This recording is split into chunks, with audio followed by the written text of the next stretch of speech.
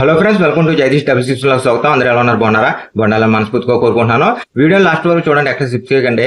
Video పూర్తిగా చూసిన తర్వాత మీరు ఏ జోన్ లో ఉన్నారో మీరు ఆలోచించుకోండి. దాని నుంచి బయటపడటానికి ప్రయత్నించండి. అయితే ఈ వీడియో చేయడానికి కూడా ముఖ్య కారణం ఏంటంటే, చాలా మంది బెట్టింగ్ డబ్బులు పోగొట్టేసుకుని తర్వాత అప్పులు అయిన తర్వాత ఇంకా మా జీవితం నాశనం అయిపోయింది, ఇంకా మేము దేనికి పని చేయము అని చెప్పేసి చాలా మంది అనుకుంటున్నారన్నమాట. అయితే ఒక విషయం చెప్తున్నాను ఏంటంటే, ఇప్పుడు నేను చెప్పబోయే పరంగా మీరు ఏ జోన్లో ఉన్నారో తెలుసుకోండి. దాన్ని బట్టి మీ జీవితం నాశనం అయిపోయిందా లేకపోతే ఇంకా మీరు బతకలేరా అన్నది మీకు క్లారిటీ వస్తుంది అన్నమాట. కాబట్టి వీడియోని లాస్ట్ వరకు చూడండి. ఓకే, ముందుగా నేను గ్రీన్ జోన్ గురించి చెప్తాను. ఈ గ్రీన్ జోన్లో ఉన్న వాళ్ళ పరిస్థితి అయితే మీకు 20-25 ఇయర్స్ ఉండి 1 lakh 2 lakh లేదా 3 lakhs, మ్యాక్సిమం 3 lakhs వరకు. ఓకే, 3 lakhs వరకు పోగొట్టుకొని మీరు ఏదన్నా జాబ్ చేస్తున్నా, ఒక 20,000కో 15,000కో జాబ్ చేస్తున్నా, లేదా మీరు చదువుకుంటున్నా పర్లేదు, ప్రాబ్లమే లేదు, మీరు గ్రీన్ జోన్లో ఉన్నట్టే. ఎందుకు అని అంటున్నానంటే, 3 lakhs అన్నది పెద్ద విషయం కాదు. అంటే 3 lakhs అంటే డబ్బులు కాదన్నా, 3 lakhs అంటే అని అనుకుంటున్నారేమో. నేను చెప్పేది, మీరు ఇప్పుడు యూటర్న్ తీసుకోవడానికి, బెట్టింగ్ నుంచి యూటర్న్ తీసుకొని మీ జీవితం బాగుపడటానికి గురించి చెప్తున్నాను అనమాట. కాబట్టి 3 lakhs అన్నది మీ జీవితానికి, మీరు ఆడుతున్న బెట్టింగ్ ఎడిషన్కి పెద్ద ప్రాబ్లమే కాదనమాట. కాబట్టి మీకు వయసు ఉంటుంది, మీకు 20 ఇయర్సే, 20 నుంచి 25 ఇయర్స్. కాబట్టి ఇంకా చాలా వయసు ఉంది, ఒంట్లో బలము ఉంది. దగ్గర 3 lakhs.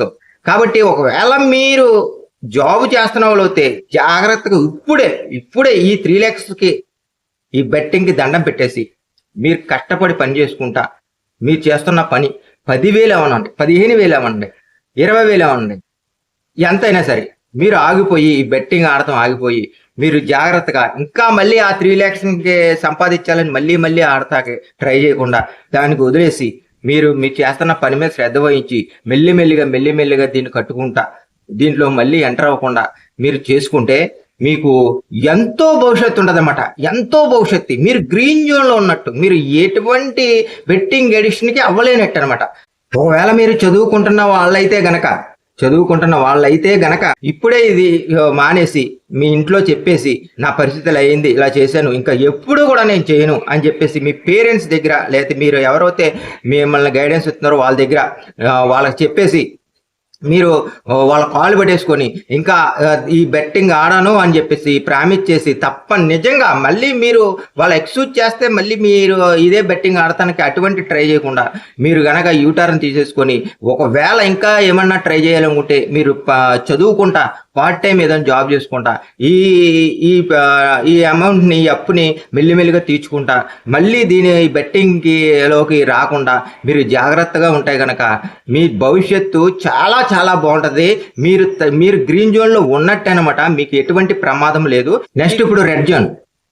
ఏజ్ 30 నుంచి 35 లేదా 40 ఈ ఇయర్స్ ఉండి మీరు ఒక 10 లక్షలు లేదా 15 లక్షలు పోగొట్టుకొని అప్పులతో ఉంటే మీరు జాబ్ చేస్తున్నా, ఏదో ఒక జాబ్ చేస్తున్నా, మీకు వచ్చేది మ్యాక్సిమం ఈ టైపు వయసు ఉండి చేస్తున్న వాళ్ళకి 20,000 నుంచి 30,000 వరకు వస్తూ ఉంటాయి. ఇంకా ఎక్కువ వచ్చిన వాళ్ళు కూడా ఉంటారనుకోండి.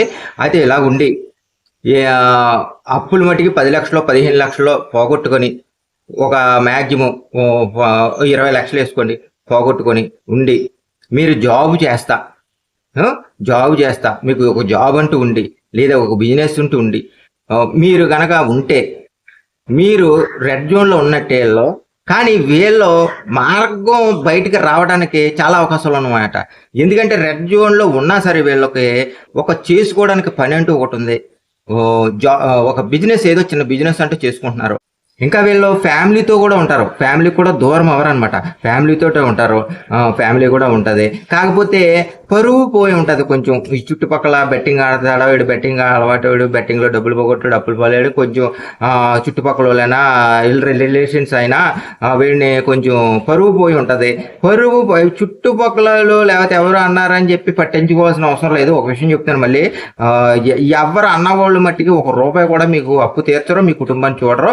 ఆ సంగతి పక్కనట్టండి. కానీ ఏంటంటే వీళ్ళ ఫ్యామిలీతో ఉంటారు. వీళ్ళ కొంచెం 3 పూట్ల తినటానికి తిండి ఉన్నా వీళ్ళ తినరు. ఈ బెట్టింగ్ ఎడిషన్లో ఉండటం వల్ల ఈ ప్రాబ్లమ్స్కి ఆలోచించుకుంటా తిండి ఉన్నా 3 పూట్ల తినటానికి తిండి ఉన్నా సరే తినరు. కాబట్టి తినటానికైనా తిండి, ఉండటానికి ఇల్లు లేకుండా ఉన్న ఆస్తులన్నీ అమ్మేసుకుని ఉండటానికి ఏదో అడ్డుకొట్టుకుంటా, ఏదో కాలం గడుపుతాకు ఒక అద్దెంట్లోనే ఉంటా, ఫ్యామిలీతోటి ఉంటా, జీవితాన్ని కొనసాగిస్తూ ఉంటారన్నమాట. కాబట్టి వీళ్ళు ఈ బెట్టింగ్ ఇప్పుడుతో వీళ్ళు ఎప్పుడైనా సరే ఈ బెట్టింగ్కి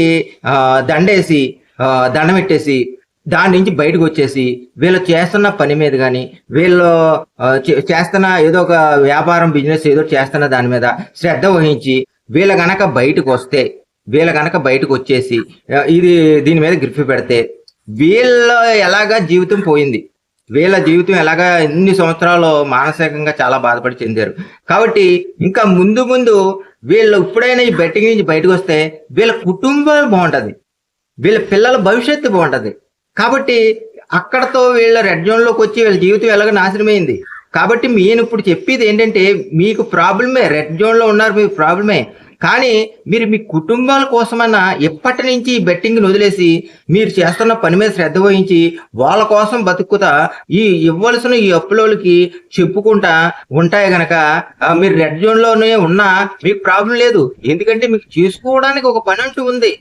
మీకు అంత ప్రెజర్ ఉన్నా సరే చేసుకోవడానికి నెలకి ఎంతో కొంత శాలరీ వస్తుంది.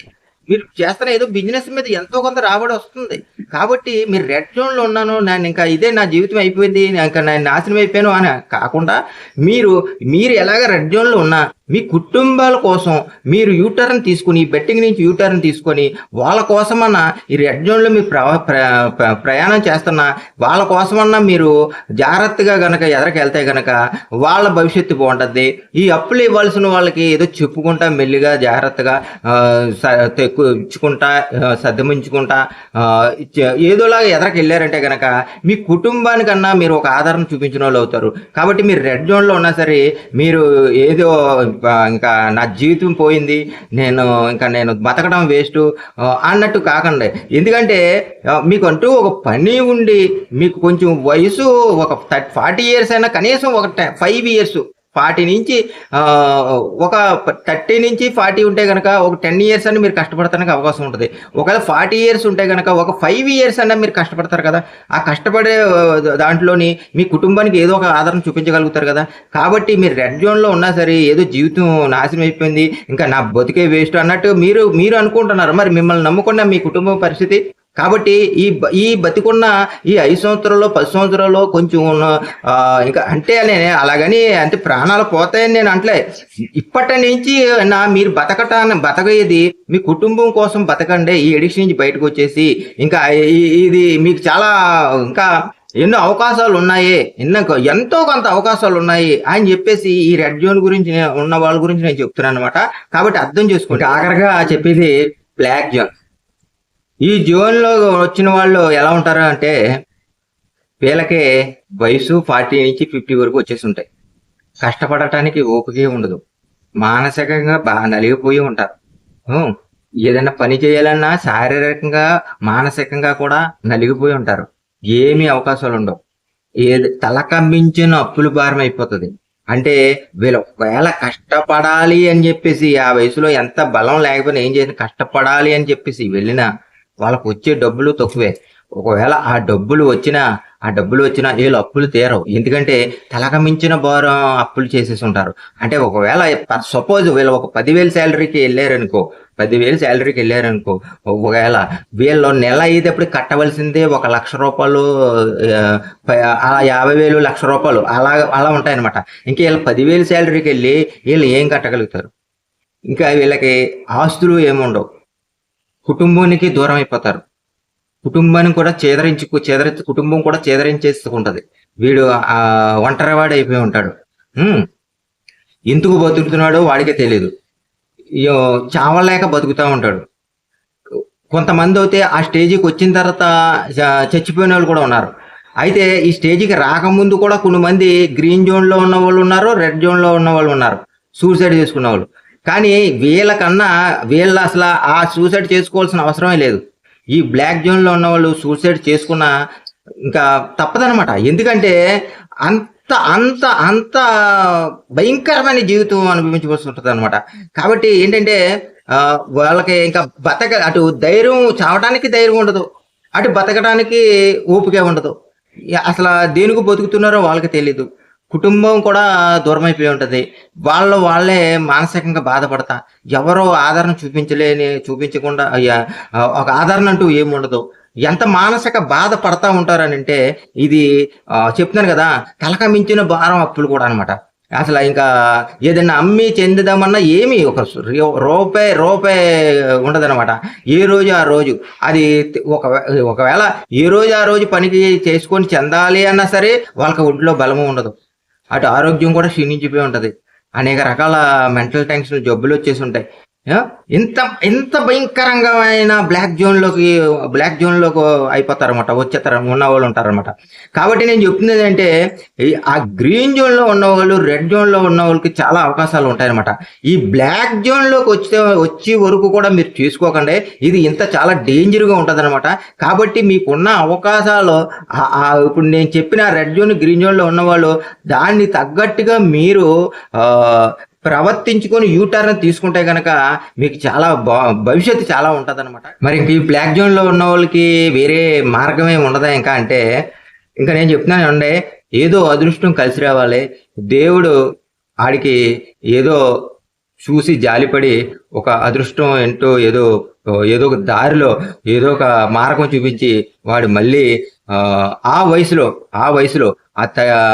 చెప్పాను కదా 40 years అని ఎవరికి, ఆ వయసులో వాడు ఏమన్నా అప్పుడు సుఖపడాలి అని చెప్పేసి వాడికి ఏమన్నా దేవుడు కరుణించి ఏమన్నా అవకాశాలు ఏదో అద్భుతం జరిగితే గనక వాడి బ్లాక్ జోన్లోంచి బయటికి రాడాలన్నమాట. కాబట్టి దయచేసి చెప్తున్నాను తమ్ముళ్ళు, మీరు గ్రీన్ జోన్లోని రెడ్ జోన్లో ఉన్న వాళ్ళ గురించి చెప్తున్నాను. దయచేసి మీకు నేను చెప్పిన ఈ అవకాశాలు ఉంటే గనక మీరు దయచేసి బెట్టింగ్ నుంచి బయటకు వచ్చేయండి. మీకున్న అవకాశాలని జాగ్రత్తగా సద్వినియోగం చేసుకుంటా మీకు కోసమే కాకుండా మీ కుటుంబాల కోసం, ముందు మీ కుటుంబాల కోసం జాగ్రత్తగా యూటర్న్ తీసుకొని, బెట్టింగ్ నుంచి యూటర్న్ తీసుకొని మీరు అందరూ కూడా బాగుండాలని కోరుకుంటున్నాను. దయచేసి చెప్తున్నాను, దయచేసి మళ్ళీ చెప్తున్నాను, మీరు ఏదో లాస్ అయిపోయారని చెప్పేసి, ఏదో ఎంత కొంచెం డబ్బులు పోయి అప్పులు ఉన్నాయని చెప్పేసి మీలో మీరు మానసికంగా బాధపడకండి. నేను చెప్పాను కదా, గ్రీన్ జోన్, రెడ్ జోన్ ఇదేనమాట. బ్లాక్ జోన్ వరకు మట్టికి రాకండి. బ్లాక్ జోన్కి వచ్చారంటే మీ జీవితం బ్లాకే కాదన్నమాట, బ్లాక్ అయిపోద్ది అనమాట. కాబట్టి దయచేసి చెప్తున్నాను, ఎవరో కూడా అంతవరకు రాకుండా ఉండాలని నేను మనస్ఫూర్తిగా కోరుకుంటున్నాను. థ్యాంక్ యూ సో మచ్ తమ్ముళ్ళు, వీడియో లాస్ట్ వరకు చూసినందుకు. నెక్స్ట్ వీడియోలో కలుద్దాం. బాయ్.